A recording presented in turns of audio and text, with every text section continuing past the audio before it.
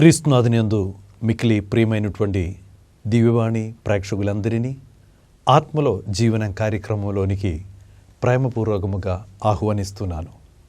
ఈరోజు ఆత్మలో జీవనం కార్యక్రమం ద్వారా దేవుడు మనకు తెలియచేయాలని ఇష్టపడుతున్నటువంటి ఆత్మీయ విషయములను ధ్యానించుటకు స్వీకరించుటకు ప్రార్థనాపూర్వకముగా సిద్ధపడతాం.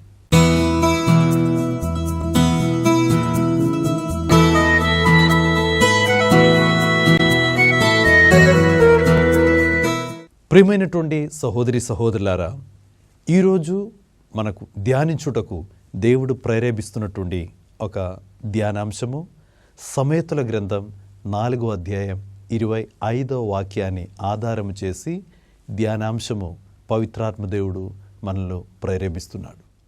ఆ వాక్యము ఏమనగా, ధైర్యముతో ముందునకు చూసి నడువుము అని దేవుని వాక్యం. దేవుడు మనందరినీ కూడా ఆహ్వానిస్తున్నారు. ధైర్యముతో మీరు ముందుకు నడువుము, దేని మీద కూడా భయం లేకుండా ధైర్యముగా మీరు ముందుకు నడువుము అని దేవుడు బలమైన ఒక హెచ్చరిగా మాకు దేవుడు తెలియజేస్తున్నాడు. ఈ యొక్క వాక్య పరిచర్యలో పాల్గొనుటకు సిద్ధపడే సమయంలో ఏదైనా విషయాన్ని చూసి ముందుకు వెళ్ళలేక పరిస్థితిలో, ముందుకు వెళ్ళుటకు భయపడి ఎవరైనా ముందుకు వెళ్ళలేక ఆగిపోతున్నటువంటి పరిస్థితిలో ఎవరైనా ఉన్నారేమో, దేవుడు చెప్తున్నారు, నేనున్నాను. దేవుడు మనకు గుర్తు చేస్తున్నాడు, నేనున్నాను, మీరు ధైర్యముతో ముందుకు వెళ్ళుము అని దేవుడు చెప్తున్నాడు. బైబిల్లో మనం చూసినట్లయితే చాలా సందర్భాల్లో దేవుడు అట్లా ధైర్యంగా తన ప్రజలను ముందుకు నడిపించిన దేవుడిని బైబిల్లో చాలాసార్లు మనం చూస్తూ ఉంటాం. మొట్టమొదటిసారి ఆ విధముగా ధైర్యముగా తన ప్రజలను ముందుకు నడిపించే దేవుని యొక్క ఆ కార్యము మనం మొట్టమొదటిసారి చూసేదే ఇశ్రాయేల్ ప్రజలు ఎర్ర సముద్రం ముందు నిలిచిన ఆ సమయంలో. ఎర్ర సముద్రం ముందర నిలిచి వాళ్ళు భయచగుదులై ఎటు వెళ్ళాలి, ముందుకు వెళ్ళలేని పరిస్థితి, దారి కనిపించట్లేదని బాధతో ఆ ఎర్ర సముద్రం ముందర నిలిచి అయోమయమైన పరిస్థితిలో వాళ్ళందరూ కూడా నిల్చుకునే సమయంలో దేవుడు మోషేతో చెప్పినటువంటి ఒక మాట, మీరు ధైర్యముతో ముందుకు వెళ్ళుము అని దేవుడు చెప్పాడు. ధైర్యముతో ముందుకు వెళ్ళుము, నీ ముందర ఉన్నటువంటి ఆటంకాలన్నింటినీ కూడా నీకు అనుకూలముగా చేసి, నీకేమాత్రం ప్రమాదము, ఏమాత్రం ఇబ్బందులు, నీ కాలి జారి పడకుండా నేను క్షేమముగా మిమ్మలను నేను ఆ ఒక తీరములో చేర్చగలిగిన శక్తి నాలో ఉన్నది, మీరు ధైర్యంగా వెళ్ళుము అని చెప్పి ఆ ఎర్ర సముద్రం మధ్యలో తన ప్రజలను నడిపించిన దేవుడు ఈరోజు మనతో చెప్తున్నాడు. సమేతల గ్రంథం 4వ అధ్యాయం 25వ వాక్యం ద్వారా ధైర్యముతో ముందునకు నడువుము. ఇదే వాక్యము న్యాయాధిపతుల గ్రంథములో 5వ అధ్యాయం 21వ వాక్యములో దేవుని యొక్క వాక్యము ఈ విధముగా అక్కడ రాయబడి ఉన్నది, నా ప్రాణమా ధైర్యముతో ముందుకు సాగిపోవాలని దేవుని వాక్యం అక్కడ మనల్ని హెచ్చరిస్తున్నది. అంటే క్రైస్తవ జీవితం అనేది అది ఒక ప్రయాణము. ఆనాడు ఇశ్రాయేల్ ప్రజల ముందర రకరకాల ఆటంకాలు వచ్చినట్లుగా మన జీవితంలో కూడా రకరకాల ఆటంకాలు మన జీవితంలో ఎదురవుతూ ఉంటాయి. కానీ దేవుని యొక్క ప్రణాళిక, ఏ ఆటంకం నీ ముందుకు వచ్చినా కూడా నీ ఆగిపోకుండా నీ జీవితము సాగిపోవాలని ఉద్దేశంతో, మనలను ముందుకు బలముగా నడిపించాలని ఉద్దేశంతో దేవుడు ఈరోజు మనల్ని మరలా ప్రోత్సహించుకొని దేవుడు చెప్తున్నాడు, ఆగిపోవద్దు, నీ జీవితంలో ఆగిపోవద్దు. కొన్ని కష్టాలు వచ్చిన తర్వాత, కొన్ని ఇబ్బందులు వచ్చిన తర్వాత, కొన్ని అపజయాలు, కొన్ని ఓటమికి నీ గురి అయిన తర్వాత కొందరు అనుకుంటారు, నా జీవితం అయిపోయింది, ఈ కష్టముతో, ఈ రోగముతో, ఈ అపజయంతో నా జీవితం అయిపోయిందని కొందరు అనుకుంటారు. అక్కడే ఆగిపోతారు కొందరు. ఈ రోజుల్లో కొందరు అటువంటి మానసికమైన ఆలోచనలతో చాలామంది ఈ రోజుల్లో చనిపోతున్నారు కూడా, ఆత్మహత్యలు కూడా చేస్తుంటారు. ముందుకు వెళ్ళలేని పరిస్థితి అని చెప్పి, ఎట్లా ముందుకు వెళ్ళలేదని తెలియట్లేదు అట్లా చెప్పి ఈ రోజుల్లో చాలామంది ఆత్మహత్య కూడా చేసుకునేటువంటి రోజుల్లో మనం ఉన్నాం. అయితే దేవుని బిడ్డలందరినీ కూడా దేవుడు ఈరోజు హెచ్చరిస్తూ నేర్పిస్తున్నటువంటి ఒక విషయం ఏమిటంటే, మీలో ఎవరు కూడా ఎక్కడ కూడా ఆగిపోకుండా బలముగా సాగిపోవాలని ఆ దేవుని యొక్క హెచ్చరిగా, ఆ దేవుని యొక్క బలమైన ఒక వాక్యము మిమ్ము హెచ్చరిస్తున్నది. ఆగిపోకుండా. అనారోగ్య పరిస్థితిలో మీరు ఉన్నారా? ఈ అనారోగ్య పరిస్థితి నుండి నిన్ను విడిపించి ఉన్నతమైన పూర్తిగా నీకు ఆరోగ్యమును దయచేసి నిన్ను ముందుకు నడిపించగలిగిన శక్తి నీ దేవునిలో ఉన్నది. ఆ విధముగా ఎట్టి పరిస్థితుల మధ్యలో మీరుండినా, ఎటువంటి క్లిష్ట పరిస్థితుల మధ్యలో మీరుండినా కూడా, పరిస్థితులంతా కూడా ఎంత బీభత్సంగా మీకు అనిపించినా కూడా, ఆ పరిస్థితుల మధ్యలో కూడా నిన్ను నడిపించుటకు ఆ సామర్థ్యము, నడిపించుటకు జ్ఞానము ఆ దేవుడు నీకు ప్రసాదిస్తాడు. ఆ దేవుడు చెప్తున్నాడు, ధైర్యముతో ముందుకు వెళ్ళాలి. ధైర్యంతో ముందుకు వెళ్ళేటప్పుడు మనం దేన్ని చూసి, ఎవరిని చూసి మనం ముందుకు వెళ్ళాలి? హీబ్రూ లేఖనములో 12వ అధ్యాయం 2వ వాక్యము. హీబ్రూ లేఖనము 12వ అధ్యాయం 2వ వాక్యం సెలవిస్తున్నది, ఆ యేసుపై దృష్టిని నిలిపి మనం ముందుకు వెళ్ళాలి.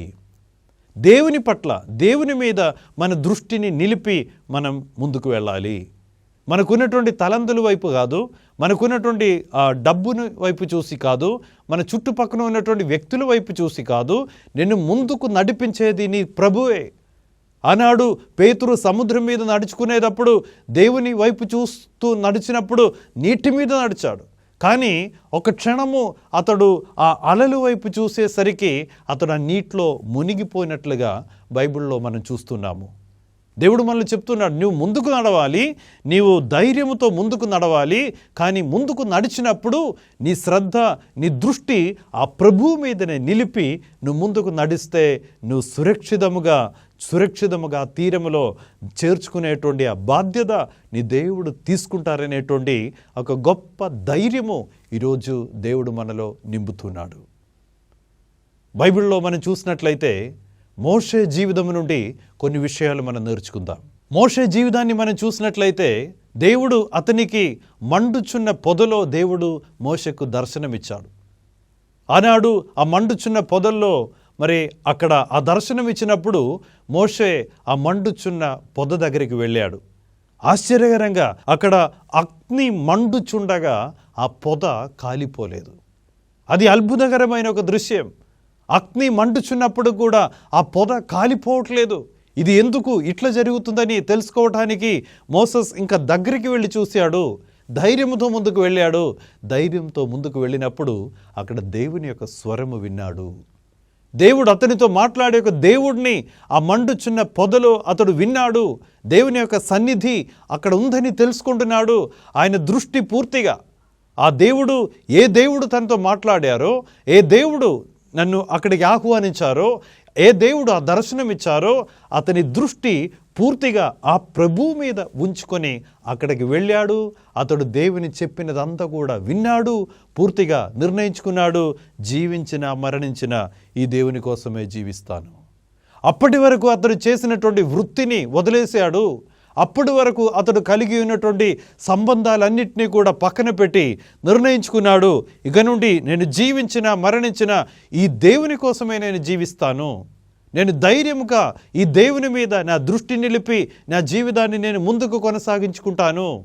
అక్కడ నుండి మండుచున్న పొద నుండి స్టార్ట్ అయినటువంటి, ప్రారంభించినటువంటి మోషే జీవితము, ప్రియమైనటువంటి సహోదరులారా, అక్కడ నుండి ప్రారంభమైనటువంటి ఆ జీవితం ఎన్నెన్నో ఒడిదొడుకులకు లోనై ఎన్నెన్నో ఇబ్బందికరమైన పరిస్థితుల మధ్యలో కూడా అతడు తన ప్రయాణాన్ని కొనసాగించారు. ఫరో రాజు దగ్గర నిలిచినప్పుడు కూడా ధైర్యముగా ఫరో రాజు దగ్గరికి వెళ్ళాడు. ధైర్యంతో ముందుకు వెళ్ళాడు. ఎర్ర సముద్రం ఎదురైనప్పుడు ధైర్యంగా ముందుకు వెళ్ళాడు. అదేవిధముగా ఎడారిలో ధైర్యంగా ముందుకు వెళ్ళారు. నీళ్లు లేని సమయాల్లో ధైర్యంగా నడిపించారు. అన్నం లేని సమయంలో ధైర్యంగా నడిపించారు. అదేవిధముగా పగలు భయంకరమైన తీవ్రమైన ఎండలో అతడు నడిపించాడు. రాత్రిలో కూడా ఆ ప్రయాణాన్ని కొనసాగించారు. దేవుని యొక్క సన్నిధి అతనికి తోడుండి దేవుడు తన సన్నిధి అతని మీద ఎప్పుడు కూడా మహిమలో అతన్ని నడిపించుకొని అద్భుతకరమైన విధముగా ఇశ్రాయేల్ ప్రజలు ఆ యొక్క తేను పాలు నిండిన దేశంలో చేరుకున్నారు. ప్రియమైనటువంటి సహోదరులారా, ఈరోజు దేవుడు మనందరినీ కూడా హెచ్చరిస్తున్నటువంటి ఒక విషయము, ధైర్యముతో ఆ ప్రభువు మీద నీ దృష్టి నిలిపి నీ జీవిత ప్రయాణాన్ని కొనసాగించుము అని ఈరోజు వాక్యము ద్వారా దేవుడు మనకు తెలియచేస్తున్నాడు. ఈ యొక్క ధైర్యముతో కూడినటువంటి మోషే ప్రయాణము చివరి వరకు కూడా విజయవంతముగా ఆ విజయ పరంపర కొనసాగించుటకు మోషే, ప్రియమైనటువంటి సహోదరులారా, 3 నిర్ణయాలు తీసుకున్నట్లుగా బైబిల్లో మనం చూస్తూ ఉంటాం. విజయ పరంపరను కొనసాగిస్తూ ధైర్యముగా వెళ్ళి అతడు దేవుడు చేరాలని దేవుడు కోరుకునే విధముగా తన జీవితాన్ని జీవించి పూర్తి చేశాడు. అయితే ఈ మోషే తీసుకునేటువంటి 3 నిర్ణయాలు ఏమిటి అని బైబిల్లో మనం చూసినట్లయితే హీబ్రూ లేఖనములో 11వ అధ్యాయము 24, 25, 26 వాక్యములో మనం చూసినట్లయితే అక్కడ మోషే గురించి కొన్ని విషయాలు రాయబడి ఉన్నది. మొట్టమొదటిగా అక్కడ రాయబడిన ఒక విషయం ఏమిటంటే, మోషే ఫరో కుమార్తె పుత్రుడు అని పిలిపించుకొనుటకు నిరాకరించాడు. ఏమి నిరాకరించాడు? ఫరో కుమార్తె యొక్క కుమారుడు అనగా అతడు ఒక విధంగా చెప్పాలంటే ఇంకా ఐగుప్తు దేశానికి రాజుగా జీవించవలసినటువంటి ఒక వ్యక్తి మోసెస్. కానీ నిర్ణయించుకున్నాడు, అతడు నిరాకరించుకున్నాడు.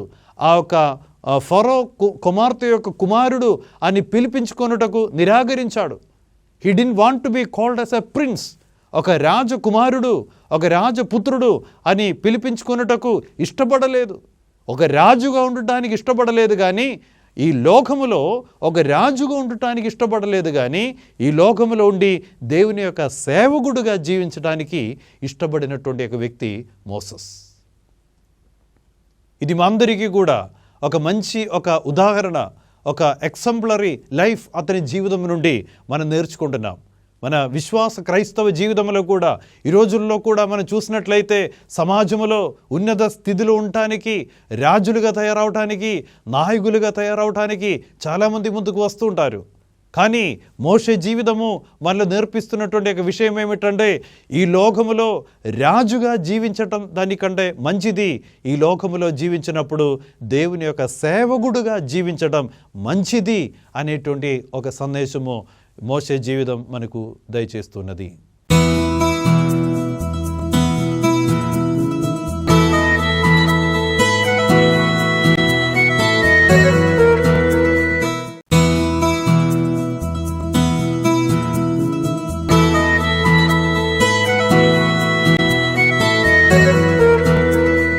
రెండవదిగా మనం చూసినట్లయితే పాప క్షణికమైన ఆ సౌభాగ్యాలన్నింటినీ కూడా నిరాకరించాడు.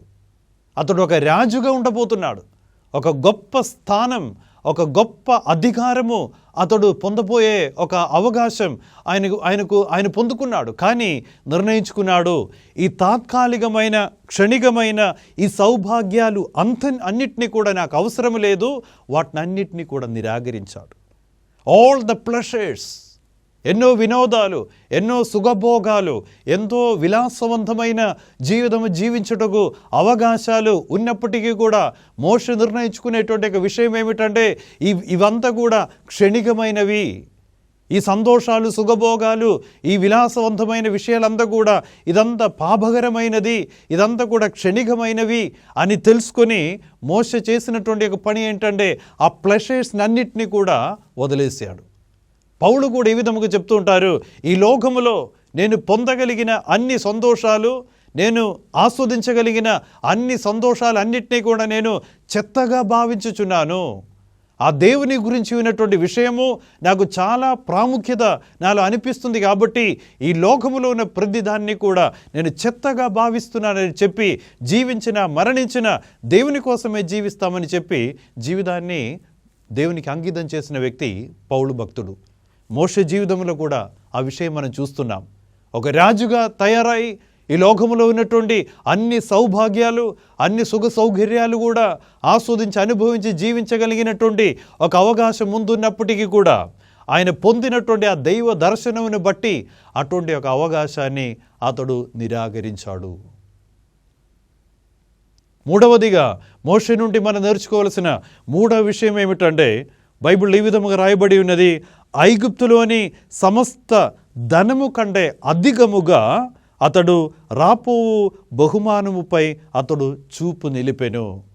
ఐగుప్తు దేశంలో ఉన్నటువంటి ఎన్నెన్నో ధనము, ఎన్నెన్నో నిధులు, ఎన్నెన్నో గొప్ప గొప్ప సంపదలు, ఎన్నో సమస్త సంపదలు అన్నిటినీ కూడా విడిచిపెట్టాడు. ఐగుప్తు దేశానికి రాజుగా ఉండటం, ఐగుప్తు దేశంలో ఒక నాయకుడుగా ఉండటం వలన ఆయన పొందపోయే అన్ని సౌభాగ్యాలను, అన్ని సమస్త ధనముల కంటే అధికముగా రాబో బహుమానం మీద దృష్టి నిలిపాడు.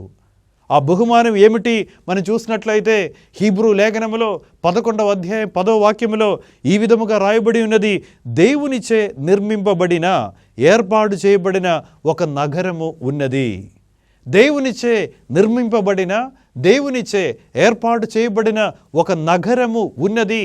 ఆ నగరములో నేను చేరాలి. ఈ నగరము, నేను నివసించు ఈ నగరము, నేను జీవించు ఈ లోకము, ఇది శాశ్వతమైన ఒక నగరం కాదు. ఇది శాశ్వతమైన ఒక నగరం కాదు.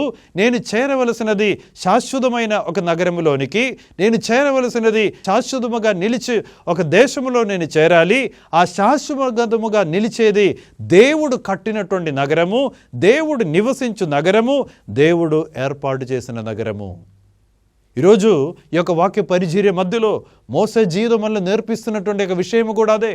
నీ దృష్టిని ఆ నగరం మీద, దేవుడు కట్టినది, దేవుడు నివసించేది, దేవుడు ఏర్పాటు చేస్తున్నటువంటి ఆ నగరం మీద నీ దృష్టిని నిలిపి నువ్వు జీవించుము. ఈ లోకములో ఉన్నటువంటి క్షణభంగురమైన, తాత్కాలికమైన సుఖభోగాలు, విలాసవంతమైనటువంటి జీవితము జీవించి ఆ యొక్క స్థిరముగా నిలిచే ఆ నగరానికి నువ్వు దూరం అవ్వద్దు.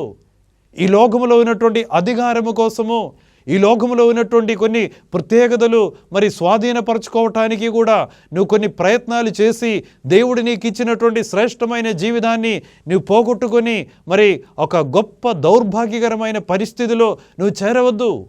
ఈరోజు దేవుడు మనందరినీ కూడా ఆహ్వానిస్తున్నారు. ఈ లోకములో మనం జీవించినప్పుడు కూడా మోసలో ఉన్నటువంటి ఒక గొప్పదనము ఏమంటే, అతడు ఎప్పుడు కూడా ఐగుప్తు వైపు చూడలేదు, లోకము వైపు చూడలేదు, లోకములో ఉన్నటువంటి అధికారం వైపు చూడలేదు, లోకములో ఉన్నటువంటి సౌభాగ్యాలు వైపు చూడలేదు, లోకములో ఉన్నటువంటి మరి అన్ని రకాలైనటువంటి వినోదాల వైపు చూడలేదు.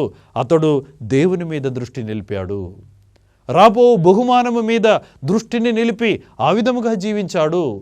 దేవుడు ఈరోజు మనతో చెప్తున్నాడు, నీ దృష్టిని ఎప్పుడును ముందరికి ప్రసరింపనిమ్ము. ఆ యేసుపై నువ్వు దృష్టిని నిలిపి నీ జీవిత ప్రయాణాన్ని కొనసాగించుకో. నీకు ఒక ప్రతిఫలము రాబోతున్నది. దేవుడు కట్టిన, దేవుడు ఏర్పాటు చేసిన, దేవుడు నివసించినటువంటి ఆ నగరములో నీకు దేవుడు ఒక నివాస స్థలాన్ని ఏర్పాటు చేస్తున్నాడు. ఆ నివాస స్థలాన్ని పోగొట్టవద్దని దేవుడు ఈరోజు వాక్య పరిచర్య ద్వారా మనకు తెలియచేస్తున్నది. అందుకే ప్రియమైనటువంటి సహోదరి సహోదరులారా, 1 యోహాను 2వ అధ్యాయము 15వ వాక్యము ఈ విధముగా సెలవిస్తున్నది, ఈ లోకమును కానీ ఈ లోకములో ఉన్న వాటినైనను ప్రేమించవద్దు. దేవుని యొక్క పవిత్రమైన రక్తము చేత కొనబడిన వాళ్ళ మనమందరము. పౌలు నేర్పిస్తుంటారు, మనమందరం we are bought with a great price. దేవుని యొక్క రక్తము, దేవుని యొక్క శ్రేష్టమైన రక్తము, అమూల్యమైన రక్తము, నిష్కళంకమైన రక్తము వెలగా ఇచ్చి కొనబడిన వాళ్ళం మనము. మనలో ఏ ఒక్కరు కూడా ఈ లోకమును కానీ ఈ లోకంలో ఉన్న వాటిని ప్రేమించవద్దు. ఒకవేళ ఈ లోకాన్ని నువ్వు ప్రేమించిన ఎడల, ఒకవేళ ఈ లోకము వస్తువుల మీద నువ్వు దృష్టిని పెట్టిన ఎడల అక్కడ జరిగే కొన్ని ప్రమాదాలు ఏమనగా, మొట్టమొదటిగా దేవుని వాక్యం సెలవిస్తున్నది, అతనిలో తండ్రి ప్రేమ వానిలో లేదు. ఎవరైనా లోకాన్ని ప్రేమించి, ఎవరైనా లోక ఆకర్షణాల వైపు తిరిగి, ఎవరైనా లోక సంబంధమైన ఒక జీవితం జీవిస్తుంటారో దేవుని వాక్యం సెలవిస్తున్నది, తండ్రి ప్రేమ వానిలో ఉండదు. అది మొదటిది. రెండవదిగా దేవుని వాక్యం సెలవిస్తున్నది, యాకోబు లేఖనములో 4వ అధ్యాయం 4వ వాక్యం సెలవిస్తున్నది, అతడు దేవునికి విరోధి అగును. He will be an enemy of the lord. దేవునికి ఒక శత్రువుగా నువ్వు తయారవుతుంటావు. సో ఈరోజు మన ఆత్మపరిశీలన చేయాలి. మన క్రైస్తవ విశ్వాస జీవితము మనం జీవిస్తూ మనం ముందుకు వెళుతూ ఉండగా మరి లోకాన్ని ప్రేమించుకొని దేవుని వెంబడిస్తున్నామా? లోకాన్ని ప్రేమించి దేవునికి శత్రువుగా మారుతున్నానా? లోకాన్ని ప్రేమించి ఆ దేవుని యొక్క ప్రేమ ఆస్వాదించలేక మన జీవితాన్ని మనం కొనసాగించుకుంటున్నామా? మూడవదిగా పౌలు చెప్తున్నటువంటి ఒక విషయం ఏమిటంటే, 2 కొరింథియన్స్ పునీత పౌలు కొరింథీయులకు రాసినటువంటి 2వ లేఖనములో 6వ అధ్యాయం 14వ వాక్యములో పౌలు ఈ విధముగా అడుగుతుంటారు, ఈ యొక్క చీకటి వెలుగు ఏ విధముగా కలిసి ఉంటాయి? చీకటికి వెలుగుకి తేడా ఉన్నాయి. అది కలిసి ఉండటానికి సాధ్యం కాదు. అదే విధముగా నీతి అవినీతి మధ్యలో కూడా కట్లు కట్టి మరి అట్లా కలిసిపోవటానికి కష్టమే. నీతి అవినీతి ఒకే విధముగా ముందుకు కొనసాగించుటకు అసాధ్యమే. ఒకవేళ నీవు అవినీతితో జీవించే వ్యక్తి, ఒకవేళ నువ్వు పవిత్రతతో జీవించే వ్యక్తి, దేవుడు చెప్తున్నారు, ఒక పడవలో 2 పడవలో కాలు వేసి ఆ ప్రయాణాన్ని కొనసాగించుటకు ఇబ్బందికరమైన ప్రయాణం అది. ఈరోజు దేవుడు మనకు చెప్తున్నాడు, ఆ ప్రభు యేసు మీద నువ్వు దృష్టిని నిలిపి ధైర్యముతో నువ్వు వెళ్ళుము, ఏమాత్రం భయపడవద్దు. ఈ లోకములో ఉన్నటువంటి సంతోషాలు, సౌభాగ్యాలు, విలాసవంతమైన కార్యాలు నువ్వు ఆస్వాదించలేకపోతుంటారు. దేవుడు చెప్తున్నారు, ఈ లోకాన్ని ద్వేషించి నువ్వు వెళ్ళినప్పుడు కూడా ధైర్యంతో వెళ్ళుము. నీ దేవుడు నీ కోసం ఎదురు చూస్తున్నాడు. నువ్వు దేవుడు నీ కోసము, ఆ దేవుడు కట్టిన, దేవుడు ఏర్పాటు చేసిన ఆ నగరములో నీ కోసము ఒక భాగము దేవుడు ఏర్పాటు చేసి నీ యొక్క రాకడ కోసము ఎదురు చూసే ఒక దేవుడు నీకున్నాడు. ఆ దేవునిలో నీ జీవితం చేరాలి. ఆ దేవునిలోనికి ఉన్నటువంటి నీ జీవితము ధైర్యముతో నువ్వు నడుచుకొని ఆ ప్రభువులో చేరే ఆ ధన్యత, జ్ఞానము నీవు ఈ రోజుల్లో పొందుకోవాలని దేవుడు మనలందరినీ కూడా హెచ్చరిస్తూ ఉన్నాడు. ప్రియమైనటువంటి సహోదరి సహోదరులారా, ఈ ధైర్యముతో కూడినటువంటి దేవునిలోనికి మనం చేరే ఈ ప్రయాణాల్లో మనల్ని ఆటంకపరుస్తున్నటువంటి విషయాలు ఏమిటి అని మనం చూసినట్లయితే 1 యోహాను 2వ అధ్యాయము 15వ వాక్యము. 1 యోహాను 2వ అధ్యాయము 15వ వాక్యములో వాక్యం సెలవిస్తున్నది, అది దృష్టి వ్యామోహము, అది శారీరక వ్యామోహము, అది జీవితపు గర్వము. ఈ 3 విషయాలు ధైర్యముతో కూడిన ప్రయాణం నుండి మనల్ని దూరం చేస్తున్నది. ధైర్యముతో కూడినటువంటి ఆ ప్రయాణాన్ని ఆటంకపరిచేది దృష్టి వ్యామోహము, అదేవిధముగా శారీరక వ్యామోహము, మనసులో ఉన్నటువంటి గర్వము. మోసే జీవితం నుండి మనం నేర్చుకునేది ఏంటంటే, అతడు ఎప్పుడు కూడా దృష్టి వ్యామోహానికి గురి అవ్వలేదు. అతడు ఎప్పుడు కూడా శారీరక వ్యామోహానికి గురి అవ్వలేదు. అతడు ఎప్పుడు కూడా గర్వానికి కూడా గురి అవ్వలేదు. దేవుడు మోషను గురించి చెప్పిన ఒక మాట ఏంటంటే, ఈ లోకములో జీవించినటువంటి అత్యంత వినయముతో కూడిన ఒక వ్యక్తి అని మోషే అని దేవుడు చెప్పడం జరిగింది. ప్రియమైనటువంటి సహోదరి సహోదరులారా, మోషే దేవుణ్ణి వెంబడించినట్లుగా దృష్టి ప్రభు మీద ఉంచుకొని ధైర్యముతో ఆ ప్రభు యొద్దకు నడుచుకొని వెళ్ళినట్లుగా మనము కూడా దృష్టి వ్యామోహము లేకుండా, శారీరక వ్యామోహము లేకుండా, గర్వము లేకుండా, మన కోసము దేవుడు కట్టి, దేవుడు నిర్మించి, దేవుడు నివసించి, దేవుడు ఏర్పాటు చేసినటువంటి నిత్యముగా శాశ్వతంగా నిలిచిపోయే ఆ నగరములో చేరుటకు మనం ధైర్యపూర్వకముగా మనం నడుచుకుందాం. ఆ నడవగలిగిన శక్తిని, సామర్థ్యాన్ని దేవుడు మనకు ప్రసాదిస్తాడు. ఈ యొక్క వాక్య పరిచర్యలో పాల్గొనేటువంటి మీ అందరిలోనికి కూడా దేవుడు తన యొక్క కృప, దేవుడు తన యొక్క శక్తిని, దేవుడు తన యొక్క జ్ఞానమును, దేవుడు తన యొక్క నడిపింపును మీకు ప్రసాదించి, ఆ మోషే దర్శనములో చూసిన ఆ నగరములోనికి, దేవుడు కట్టిన, దేవుడు నివసించిన, ఆ దేవుడు ఏర్పాటు చేసిన ఆ నగరములోనికి మోషే విశ్వాసముతో నడుచుకొని వెళ్ళినట్లుగా మనం కూడా ఆ దేవుని మీద దృష్టి నిలిపి, ఆ దేవుడు కట్టిన నగరములో, ఆ దైవ రాజ్యములోనికి చేరుకునేటువంటి ధన్యత దేవుడు మనకందరికీ కూడా ప్రసాదించునుగాక.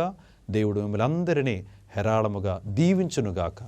పిత, పుత్ర, పవిత్రాత్మ ప్రభు మిమ్మల్ని అందరినీ ఆశీర్వదించునుగాక. ఆమేన్.